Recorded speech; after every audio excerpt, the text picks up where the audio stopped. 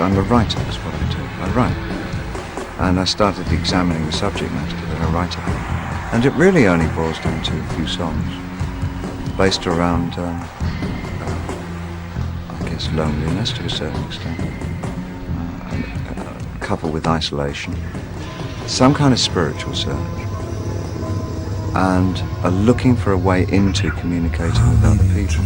And that's about it. That's about all I've ever written about in 40 years, you know. It's not really changed. We'll creep together, you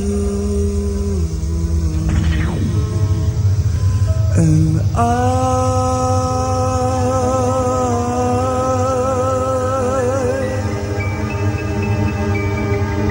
Way back in Lola Hotel, I'll reel out the window.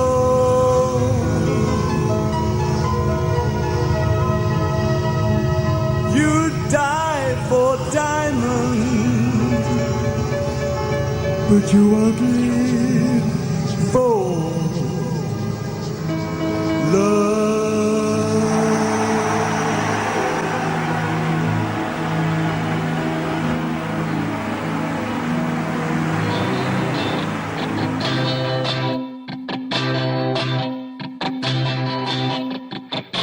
If it's wearing a pink hat and a red nose and it plays a guitar upside down, I'll go and look at it. You know, and I love to see people being dangerous.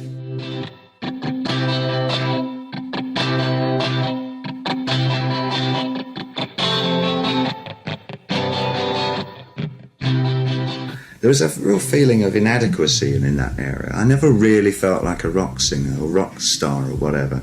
And I always felt a little bit out of my element, which is a ridiculously highfalutin way of looking at it now from my standpoint when I look back and realise that from 72 through till about 76, I was the ultimate rock star. I couldn't have been more rock star. Records and but the lifestyle and everything. I mean, it's sort of, you know, anything that was going out there that had anything to do with it being a rock and roll singer, then I'd say, hey, let's go for this, see what it's like.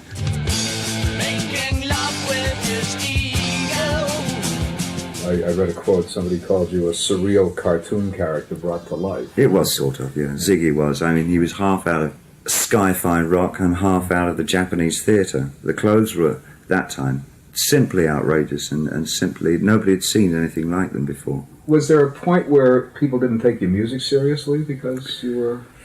I think I moved out of Ziggy fast enough so as not to be caught by that one.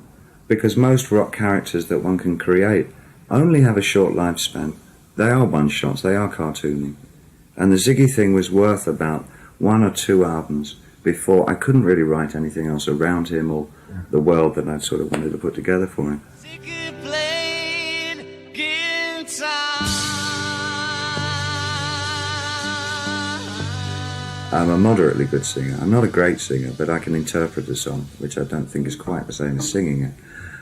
So I was never unaware of my strength as an interpretive performer, but writing a song for me always, it never rang true. I had no problem writing something for Iggy Pop, or working with Lou Reed, or writing for Mott the Hoople. I can get into their mood and what they want to do, but I find it extremely hard to write for me. So I found it quite easy to write for the artist that I would create. I did find it much easier, having created the Ziggy, to then write for him. You see, even though it's me doing it, I was able to sort of distance myself from the whole. Yeah, well, it can become very complicated. There is a psychological yes, it is. Yeah, fucking with the fabric of time there. It did bring a whole sack full of its own inherent problems, but it. You have an affection for some of these characters that you've created as you... I think the only time I get sort of, you know, kind of nostalgic about any of that stuff at all is if I see the odd video or something, or I see a bit of the Ziggy Stardust concerts or whatever. No, other than that, I don't think I'm cold about them, but I think it's work done. I think that's an actor's attitude too. I think you have to, otherwise you start... Yeah, you get into a danger of getting into the rut and maybe try to perpetuate something that's gone before. A lot of people that I know are bugged with the idea that they've got to have an audience, they've got to be liked. And I think the more that you fall into that trap, it makes your own life harder to come to terms with, because an audience appreciation is only going to be periodic. At the best of times, you'll fall in and out of favour continually. I don't think it should be something one should be looking for. I think you should turn around at the end of the day and say, I really like that piece of work, or that piece of work sucked. Not, was that popular or wasn't it popular? People stare at the makeup on his face. Laughter is long. Is it hard being David Bowie? Not really, not now. No, I don't have the outsider's problem. I mean, for me, and the world that I inhabit in reality is probably a very different world from the one that people would expect that I would be in. It's quite sedate. It's far removed from a lot of what they would feel would be the limousine trappings of a rock existence or whatever. I went to one of the first art-oriented high schools in England, and I had a very excellent teacher, Peter Frampton's father, who really kind of was quite an inspiration. I went into the visual side of an advertising agency, and I was doing paste-up jobs and small designs for raincoats and things like that. Awful. Maybe, absolutely awful. Maybe you should have kept it too. You'd have owned 4 well, shops. if all this goes down the tubes, you can always go and get on Madison Ave there with the best of them. I think those days are over. You are happy here, are you not, John? Oh, yes. The baths have rid you of your odour, have they not? First chance I've had to pay regular. Leave. 3 meals a day delivered to your room? Yes, sir. Oh, this is your promised land, is it not? A roof, food, care, protection? Oh, right, Mr. Treeps. I'll bet you don't know what to call this. No, sir, I don't. You call it home. Never had a home before. Well, you have one now. Say it, John. Home. Oh? No, I mean really say it. I have a home. This is my... Come on. I have a home. This is my home. This is my home. I have a home. I have for as long as I like. That is what home is. That is what is home. Well, here we are, in fact, in the wonderful warm suite of the Carlisle Hotel. They're all warm, but this is one of the warmest. And thank you for sparing a bit of your time. Last night I saw you on Broadway, the first time I've seen you legitimately acting, or acting legitimate, as they call it here.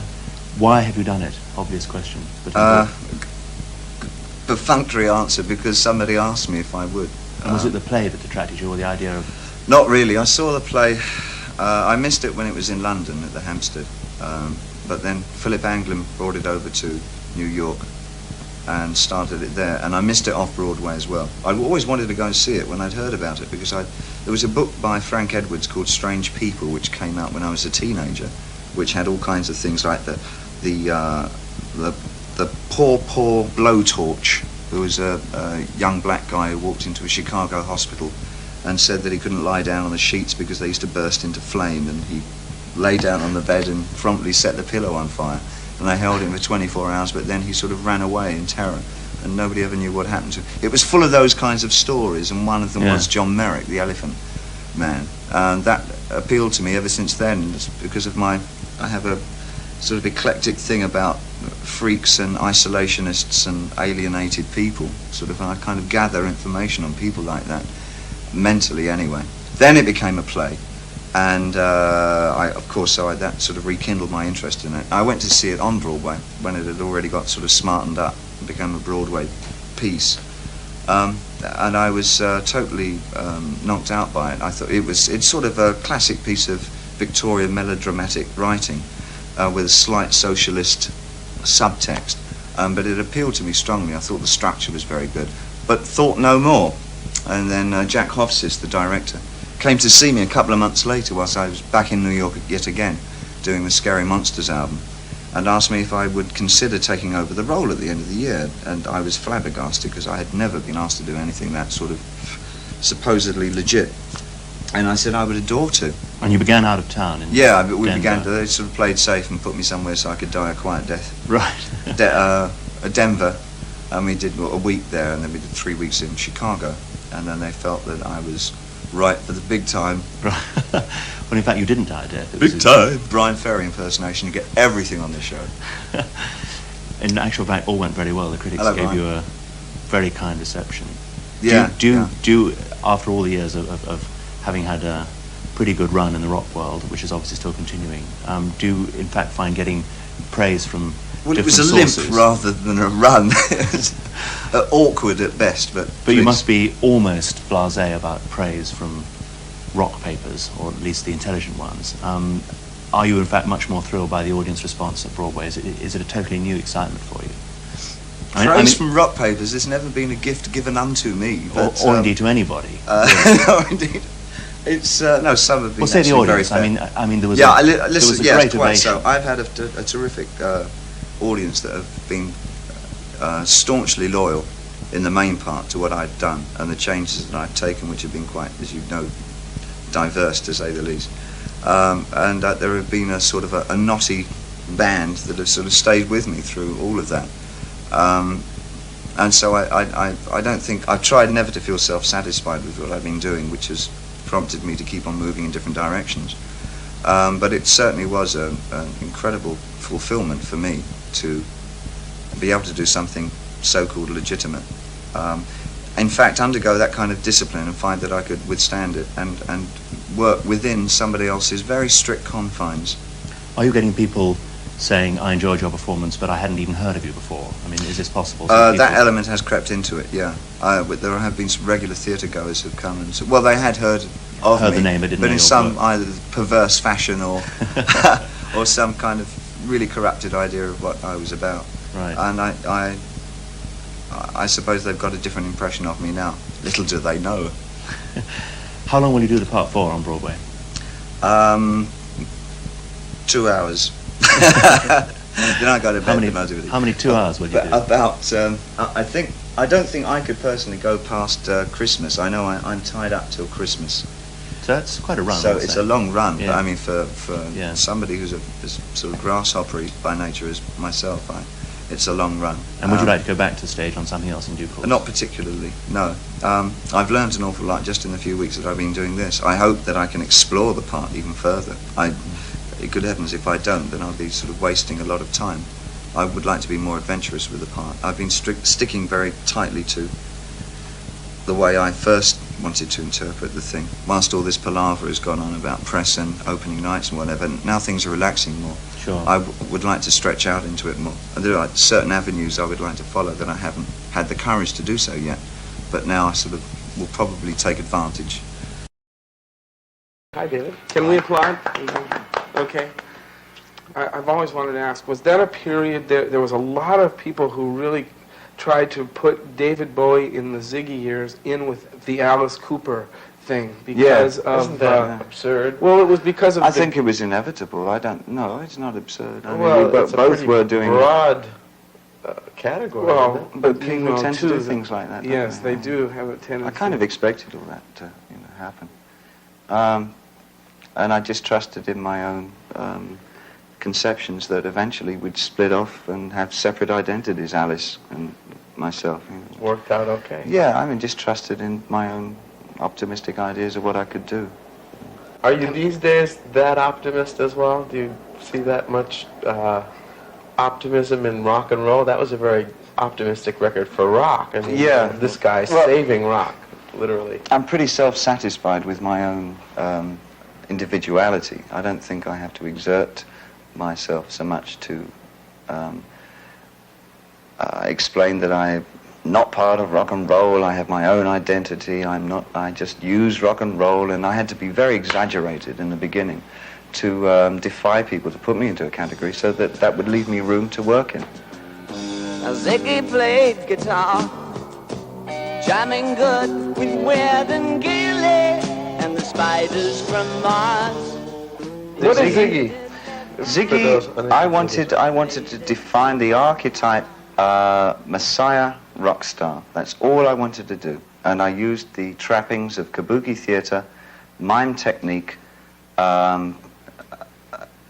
fringe New York music, like my references were Velvet Underground, right. Whatever. Suffragette City, or it had that street, energy value. I wanted street. that energy value. Yeah, it was a Even the cover British had the view street, yeah. of American street energy. So Ziggy was for me a very simplistic thing. It was what it seemed to be, an alien rock star, and for performance value, I dressed him and acted him out. I left it at that, but other people reread him and contributed more information about Ziggy than I had put into him. Right, they could write novels about that guy. Right, I think basically because of that I'd put 3 viewpoints into the album from 3 different areas. Maybe the character himself would appear, and then there would be 2 other statements by 2 other people, all on one album, which was kind of confusing. But it was, I mean, it was the way an author would write a book. Yes. Rather, I mean, it hadn't been utilized that much in records. And I Forever. had trouble explaining that it was just, spiders, it was a didn't they? theatre piece, that the spiders didn't really exist, that they only existed for the duration of that character's life. Right. I was stuck with him for a long time. It took a long time to shake him off after I'd finished working with him, because people relate to him more than David Bowie at the time. Yeah. It was still very hard for anybody to realize that a rock artist can go on stage and be a different People person still- every time he goes on stage. They do that Nobody to was this doing that. day, though. It need not be repetitive, right? Exactly. You don't have to be the same personality every time you go on stage. And mine was more exaggerated. There are no characters really involved with the last 2 projects other than David Bowie. I see. with Low and Heroes. Yeah. No, of course not. Because when I got back to Europe, before I could start getting involved with characters or narrative again, I had to define a new form of musical language. And at this Right. point, Germany was really a part of you at this time. I mean, you No, that happened when I left America. As I was leaving America, I knew I had to get to an environment that was totally different to Los Angeles. So I thought of the most arduous city that I could think of, and it was West Berlin. And so I stuck you myself. picked in up West- everything and just sort of took a I flat. left and everything. Left and just went there. Yeah, I left Bel Air, and I Uh-huh. left all my millions of videos, and then moving out of that to an area where I actually had to go down the road and buy food in a shop, actually learn how to buy a plane ticket, which sounds so sort of, naive and trite. It For sounds most like you, people, because they can do those things. sounds like you dumped a lot of people along the way then that Yes, used to I do did. that for you. I did. I reduced this whole incredible entourage that was sort of starting to develop down to 3 or 4 people that I worked very well with. Is that sort of how you live now, with that sort of hub of people? Yeah, well, I've my womb of Berlin, when it was a womb because of the wall, I guess it was all psychological to go there. I mean, I needed some kind Protection of womb. of that There's a fortress. tension there, too. The tension there is terrific, and it forced me to reevaluate I know that- my position in any given society. That, In between Low and Heroes, even, you took Iggy Pop to Berlin to make his record. I think, And, yes, I think it's a very good therapeutic city for an artist to go to. I wanted to come ask- back to not the punk street level, but a real street level, where you have to go and do things for yourself, it's where not nobody made will up. take any notice of you. I was totally anonymous in Berlin. But you They do couldn't that. care less You about seem to do that. I mean, after every album, after every tour or project, you take these bizarre trips and you go away But to how, places. I mean, who wants to come to a city and have people come up to you and say, what's happening on Mars at the moment? Oh, I mean, yeah. it's, Yeah. you've got to. Very unlikely that would happen in Kenya. Yeah, Tell us sure. about Kenya. Kenya. Yeah. What do you want to know about Kenya? Are you going to Well, we just record got there back. next? Okay, well, I don't know. I didn't know what to expect from Kenya before I got there. I mean, I went there to show my son how animals really live, that they're not always behind bars, because he's seen the Berlin Zoo and things like that, and that's about it. I mean, he's only 6, and he's only seen them in zoos, and so he got there, and then we started looking at the animals, and then I found it was a real country with real people in. It wasn't just one great big safari, and there were kinds of people that I'd never come across before, people called tribes, who led existences that they've led for 700, 800 years. Unchanged. And also another quite humbling experience. Completely. I mean, it's totally humiliating. I've never met such proud and tall people. I want to ask you, during that, and I don't want to lose sight of the fact that your time in Kenya, but I wanted to ask you about the Iggy thing. One question, was Iggy a way of letting your pop thing come out while you were making albums like Low and Heroes? I mean, were you kind of, in a sense, kind of staying disguised behind him as the producer and player to do this pop music, you know? That's a difficult question. I guess that might have been the incentive to actually get ahead and do it, but I've been a big fan of Iggy's for a number of years. I'd never ever seen him perform, ever. You didn't know about the razor blades and the glass and the peanut butter? Well, I heard, you know, and all that stuff. Rumors, vicious rumors. Well, knowing Jim, it was incongruous, but actually going out on tour with him was the first time I'd ever seen him work. And that was quite a surprise. He's amazing. Yes, he is. That must have been amazing for you, though, to sit back there every night behind a piano in front of people. And I mean, you lent your name to the project. There's. But we knew that we'd have that problem from the beginning, and we knew we'd gradually back off. How did it feel Jimmy being felt a session more man? assertive about what he was How doing. did it feel being a session man? As Ray Davies says, not Fantastic. paid to think. I had my bottle of beer and a packet of cigarettes and a piano, and I could get drunk with the band. And I remember you wearing those thick glasses and your little Harvard law student, and you were really. I adored it. It was a terrific character. I really adored it. In both Low and Heroes, you create moods that are thought paintings that don't really require words or can get along with a mock language and not even a real tongue to get the idea across. Yeah. Is that what's coming? Is that what's up now? Well, what happened is that I didn't have the necessary verbal equipment to describe what I was seeing, and that's where I needed assistance. Mm-hmm. I needed somebody to bounce ideas off and somebody to give me input, because I was so confused with all these blessed people running around my head that I had to do that. So, and Eno was somebody that I'd known for years and years and never had the chance to work with. Brian Eno, formerly of Roxy Music, for any of you people who don't know. I'm sorry. And formerly of the Portsmouth Symphonia. Portsmouth Symphonia. And many lectures. Many lectures, all that. He's a Professor of Fine Arts. Right.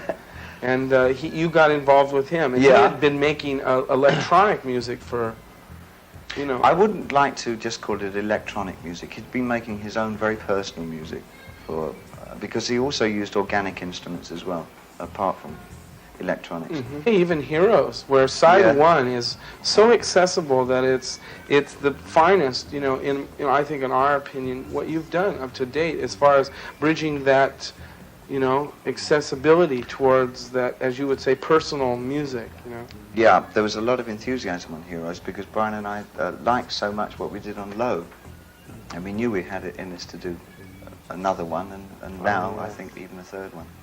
Oh, that'd be great. I can't say. I wish we had more time to just stand here and sit here and talk. Really, I mean, we will sit here and talk for more hours, but we have to really kind of buzz off, and that's really that's a Canadian word for station break. Buzz off. Yeah. Kind of glamorous to be a commercial artist. That's what I kind of thought I wanted to do when I was 12.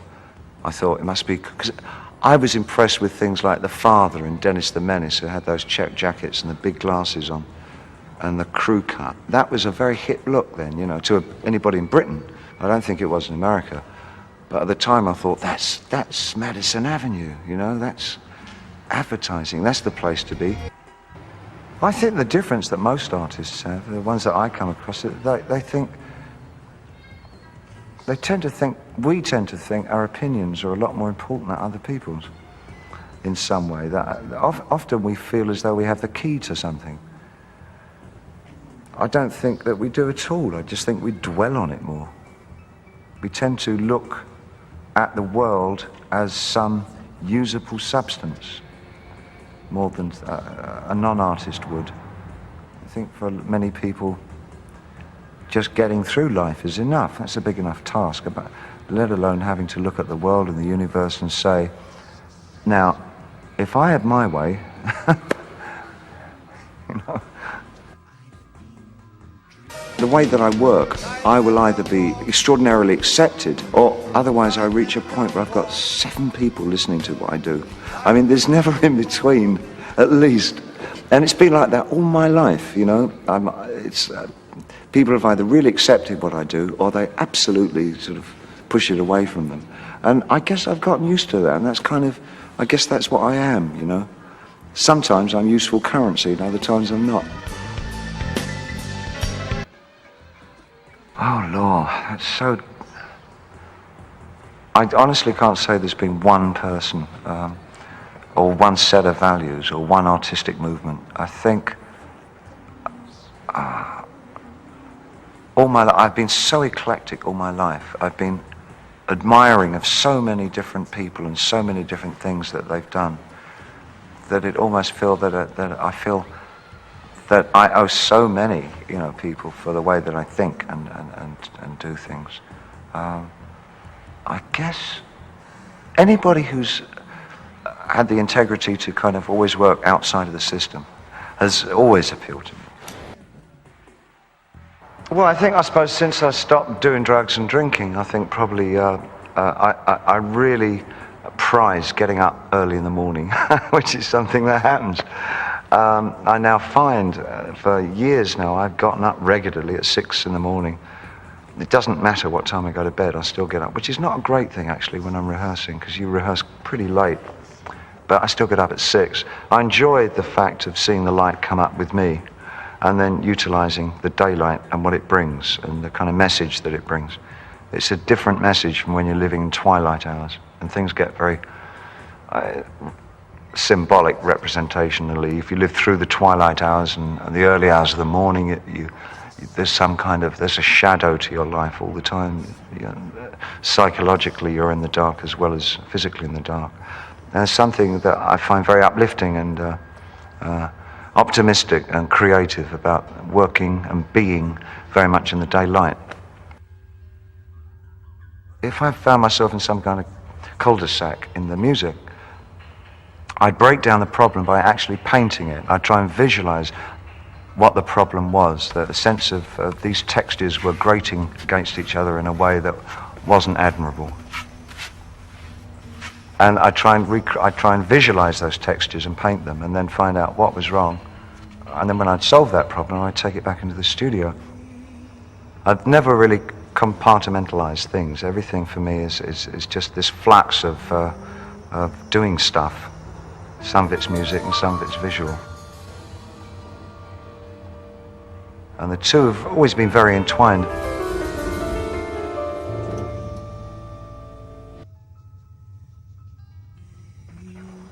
It's going to affect me, whether I like it or not. I'm going to be pained by the people that don't like it, and I'm going to be bolstered by people who do like it. What it won't do is change the way that I work, which is probably the most important thing. But whatever I hear, and people will insist on sending me any criticism, I'll get over it fairly quickly. I'm not thick-skinned, but I'm not thin-skinned either. But I've gotten used to the fact that you just can't please all the people all the time. And I've got no great desire to be loved in a major way by faceless, anonymous crowds. It doesn't really, it's not part of something that I want. What happens if you make it overly big? If the face is too big for the block? Yeah. I judge something that when I can't see my own hand in what I'm listening to or looking at, then I feel that it's in a state that I couldn't distance myself anymore from it. Let's just see. Oh, that's wonderful. What, one on top of the other? Yeah. If I can see or feel my own hand, my own workings within it, then it's still too close to me, and I've got to move it even further away so that it becomes something other than myself. It's almost like these two work well, and these two work well, maybe. And when it touches that moment, then that becomes like an arbitrary cut-off point, because you could go further, and the trouble is overcomplicating an idea, which I do frequently. You know, it's the sin of the artist when you have an idea and then you fuck it up. And Francis Bacon used to do it all the time, so I'm in good company. Where you think you've got to a point where it's really good, and then you do that next thing, and it's the worst possible thing you could have done, and you've just gone overboard, and you think, sod, I've ruined it. There's no going back, you know, because you. Hey, how do we know? What's really there? Yes, never play to the gallery. I think, but you never learn that until much later on, I think. But never work for other people at what you do. Always remember that the reason that you initially started working was that there was something inside yourself that you felt that if you could manifest it in some way, you would understand more about yourself and how you coexist with the rest of society. And I think it's terribly dangerous for an artist to fulfill other people's expectations. I think they generally produce their worst work when they do that. And if the other thing I would say is that if you feel safe in the area that you're working in, you're not working in the right area. Always go a little further into the water than you feel you're capable of being in. Go a little bit out of your depth. And when you don't feel that your feet are quite touching the bottom, you're just about in the right place to do something exciting. I wish I could be altruistic and say, no, it's just for the moment. But I would like to feel, especially in music, I would love to feel that what I did actually changed the fabric of music. And I think I've been very fortunate that I've actually seen it happen within my lifetime. I mean, I've seen music, modern music, change so dramatically over the last 25 years. And I've got a fairly shrewd idea of how much, say, myself and Brian Eno had to do with changing aspects of it, you know. And I'm sure many people from my generation, because it's such a vast event horizon in popular music, many of us have been able to see the changes that we've made, from the Stones to name anybody you would want to, really. And so that's pretty satisfying, you know, because we've seen it happen. Well, I had a way of working through musical problems by painting them out at one time, and that seems to have disappeared over the years. But you've lost that ability? Yeah. For one reason or another, that seems to have changed now. All right, let's take a look at some of them, and then we'll come back. These are the kinds of images that have been downloaded. These have been, in fact, downloaded by our group here from your website, www.bowieart.com. Okay, let's take a look at the first thing. What's that? Could this be Iggy Pop, huh? It certainly could be Iggy Pop. That's Iggy Pop in 1976, as I saw him, when we were living in Berlin. We just moved. We both had fairly severe drug problems. And so to rectify that, we moved to Berlin, the heroin capital of the world, which I guess in retrospect doesn't sound like a terribly sensible No, it doesn't sound very smart to me. And that's a picture of Jim turning blue in his apartment in Berlin. Tell me the satisfaction of completing a painting where you're on, that you like a lot. For me, the satisfaction of that. For me, to be quite frank, it's finishing it so I can get on to something else. I mean, it's just it's getting weird. through it's it? Not, it's getting through it. It's the process. There's something in it that it just turns me to jelly. My heart and my mind just become, I can't explain it. It's a very strange feeling. It's not particularly pleasant either. I can't really say that I enjoy music or painting in quite that. I mean, it's not like sex or something which you can kind of really enjoy. There's something really. It's important. But there's something volatile, emotive, and something that makes me really quite angry about going through the process of both making music and doing visual arts. But visuals are. But you know, I guess that's my problem. No, but let's deal with your problem. If you deal with my problem, I might not be able to do these things again. You see, I'm wary of analysis. Yes, sir. But let me point out to you, knowing your history and knowing your family and knowing your background, you have always resisted any notion that this creativity that you have comes from any sort of dysfunctional or madness out of family. I think I've often wondered if actually being an artist in any way, any nature, is a kind of a sign of a certain kind of dysfunction, a social dysfunctionalism anyway. It's an extraordinary thing to want to do, to express yourself in such rarefied terms. I think I think it's a loony kind of thing to want to do. I think the saner and rational approach to life is to survive steadfastly and create a protective home and create a warm, loving environment for one's family and get food for them. That's about it. That's actually all. Anything else is extra. All culture is extra. Culture is, that's, I guess it's a freebie. It's something that we only need to eat. We don't need particular colour plates or particular height chairs or anything. I mean, anything will do, but we insist on making 1,000 different kinds of chairs and 15 different kinds of plates. It's unnecessary, and it's a sign of the irrational part of man, I think. We should just be content with picking nuts. Not mine, I might add.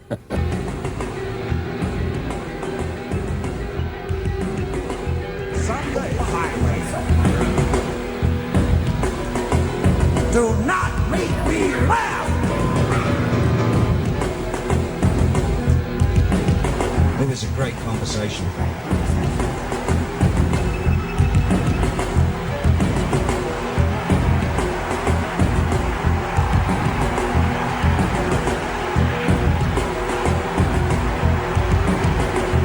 Ain't funny? Say goodnight. Say goodnight, funny. Say goodnight, funny. Say goodnight, funny. No. Say goodnight, funny. Say goodnight, funny. Say goodnight, funny.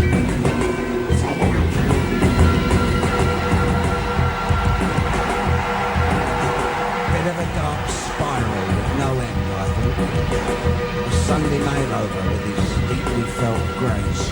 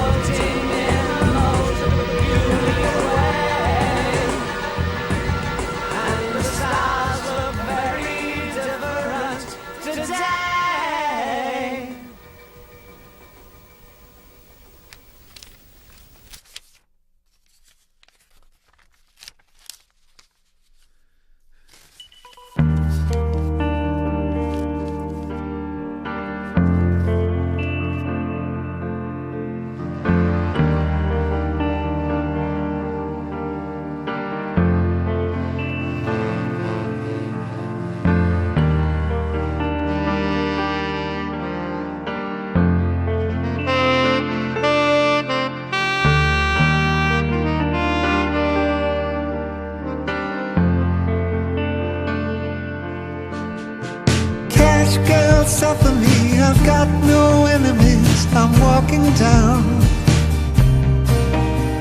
It's nothing to me, it's nothing to see. If I'll never see the English evergreens I'm running to, it's nothing to me, it's nothing to see. I'm dying to push their backs against the grain and fold them all again and again. I'm trying to. We bitches tear our magazines, those oligarchs with foaming mouths call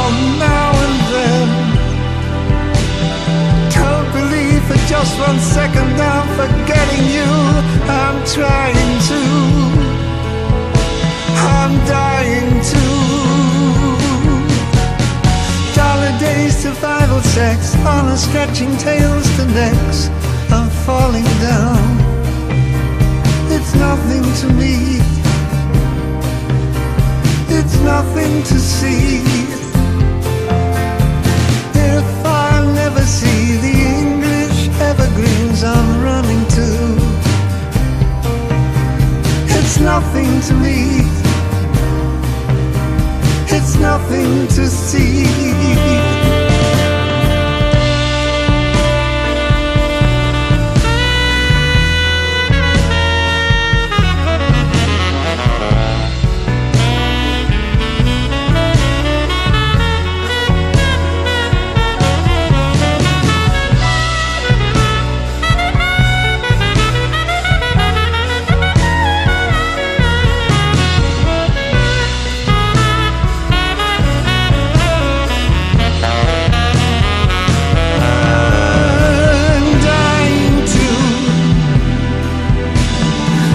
Their backs against the grain and fool them all again and again. I'm trying to. It's all gone wrong, we're all in on. The bitter love ends never end. I'm falling down. Don't believe for just 1 second I'm forgetting you. I'm trying to. I'm dying